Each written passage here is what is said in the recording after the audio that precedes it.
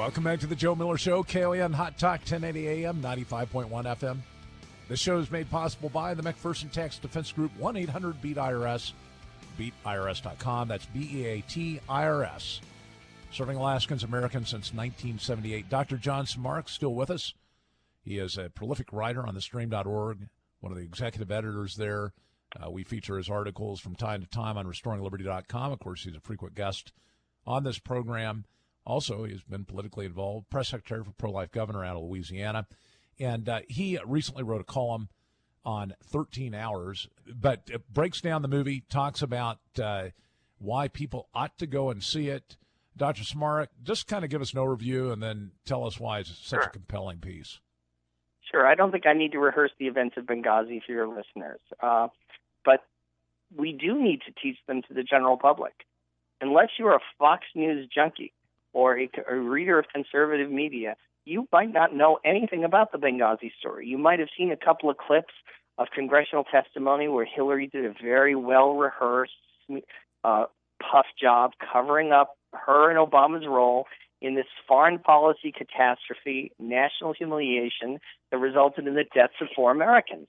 But this movie very powerfully, very subtly and beautifully shows the chaos that ensued in Benghazi, in Libya, as a result of Obama's intervention to install democracy in another Muslim country.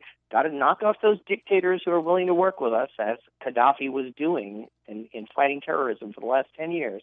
Got to knock off those Arab dictators and replace them with democratic regimes, because, you know, the Muslim world is ready for democracy, as George Bush said in his insane, literally crystal meth-infused second inaugural address.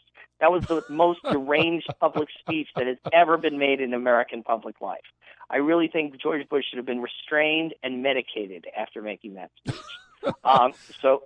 Neoconservatism...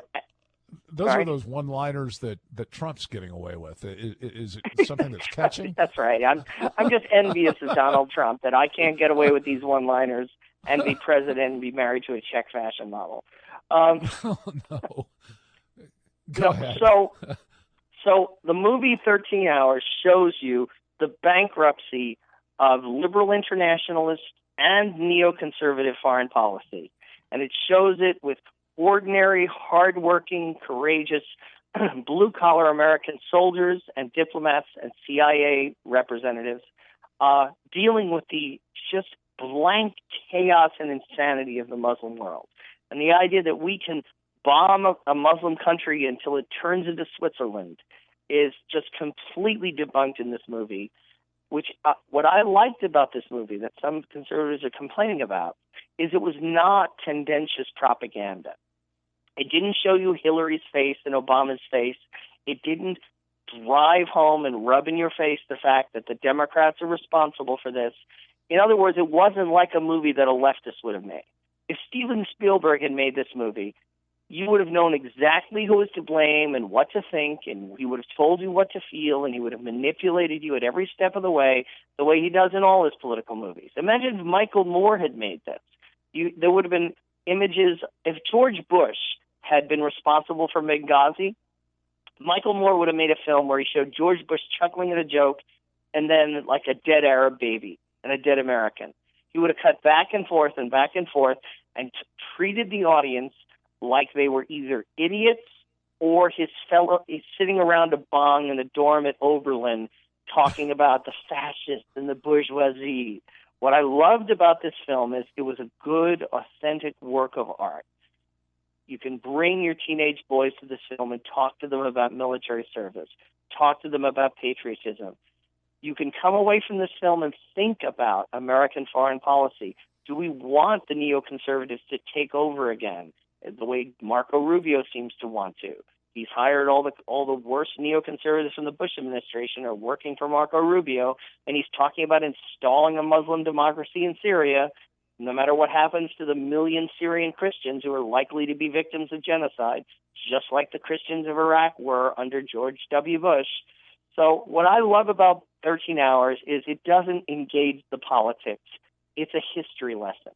And I want to see when the campaign rolls around, when we get in the general election, I want to see super PACs buy footage from 13 Hours and use it to make hard-hitting political commercials that help bury Hillary Clinton as deep as she deserves to be buried. But I'm glad that it was a good film and not a political commercial. I think the Americans who died deserved a respectful film, and they got it. It was also a historically accurate portrayal. One of the things that has been just outstanding about the production of it is they actually had the folk that were there on set to help direct what was going on to make sure that it was an accurate portrayal. 3 of those individuals were interviewed on Fox the other day. I watched the interview. One of the 3, and I can't recall his name, broke down crying, describing what had happened.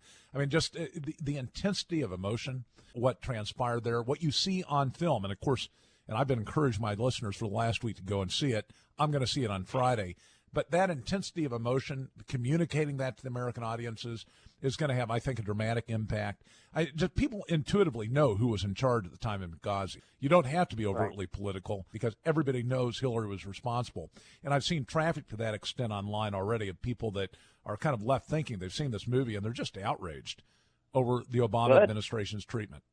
Right. Whereas if Dinesh D'Souza had made a documentary out of this film, it would be good, but it would be preaching to the choir. This film goes mainstream. You can take your liberal friend to see 13 Hours and don't say a word. Just let him see the film and let him say, well, what was Obama thinking when he did that? Why was Hillary so negligent? It's a time bomb waiting to blow up under Hillary Clinton. Now, of course, there has been some pushback. The CIA station chief, apparently, that was there on the night has said, look, there was never a stand-down order given. There was some news about this several days ago. That was directly addressed in this Fox interview with the 3 folk, the contractors that participated, and they all adamantly said the stand-down order was given not once but multiple times. It came from the CIA station chief. They're just flat out lying.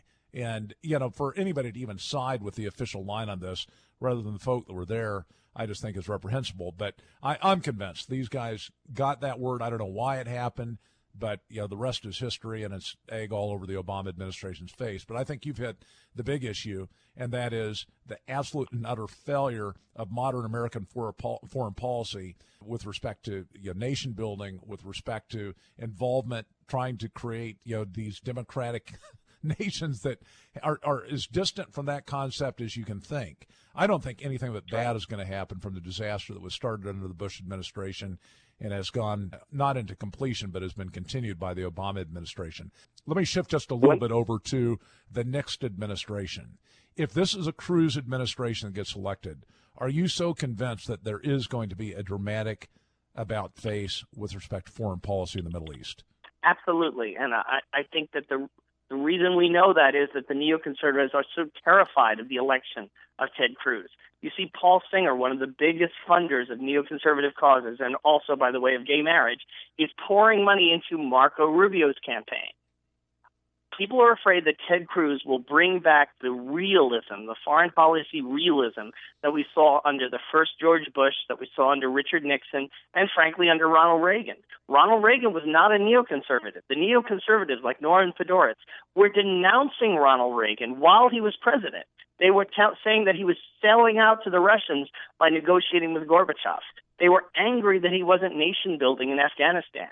They were angry that their radical utopian ideas, which they came up with in their Yale dorm rooms while they played Risk and drank port and sherry, were not being put into effect in the real world. Well, we've had the real world test of neoconservatism and of its left-wing variety under Obama, and it is an utter and absolute failure. Christians have been driven out of their homelands where they've been for 2,000 years. The countries are in chaos and ruins. Our enemies are empowered. The caliphate has been founded. I don't see how things could be any worse. I'm frankly amazed that people like William Crystal are taken seriously. To me, they're cranks. They're like people who think that invisible planes are fluoridating our water through chemtrails. They're cranks.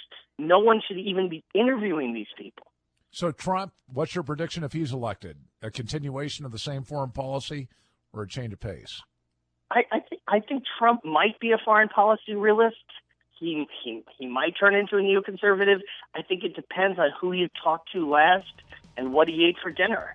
So, with Donald Trump, maybe it'll turn out he's a monarchist and his son is the heir to the throne. Honestly, he is such a wild card. I would not want him babysitting my beagle, much less running the country. And so I think that I appreciate the desire to blow things up. I voted third party against George Bush. I voted third party against John McCain. I supported Ron Paul. I understand the anti-establishment impulse. Donald Trump is the wrong man at the wrong time. Pat Buchanan was a good representative. He was a solid conservative who fought against the neocons and the establishment in a principled way. He didn't happen to have $6 billion, so he didn't win. Donald Trump is a bad deal. Dr. John Zmirak, appreciate your comments. Stay with us. The Joe Miller Show. We'll be right back.